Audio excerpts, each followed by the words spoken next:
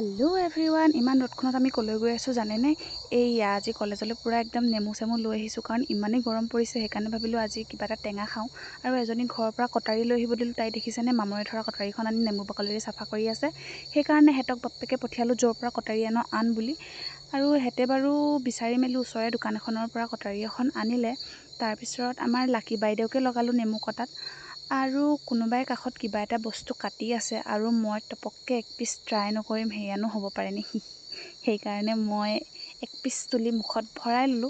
আৰু দিনক দিনে ফটোআমিবোৰ ইমানে বেছি বাঢ়ি গৈ আছে জীৱনত চাগে ফটোআমি কৰিয়ে মই জীৱনটো এনেকৈ পাৰ কৰি দিম চাগে জীৱনত চাগে একো উন্নতিয়ে নহ'ব যি কি নহওক এনেকৈ চাওঁতে নেমু কাটি হৈ গ'ল আৰু সঁচা কথা ক'বলৈ গ'লে গাইজ এতিয়ালৈকে হাতখন মোৰ ইমানে বেছি পুৰি আছে এনেও ইমান গৰম তাতে হাতখন জ্বলা একদম মোৰ ৰকম ফাটি গৈছে সো যি কি নহওক আজি ভিডিঅ'টো এনেদৰে এণ্ড কৰিছোঁ যদি ভিডিঅ'টো চাই ভাল পালে দেন লাইক এটা কৰি দিব বাই বাই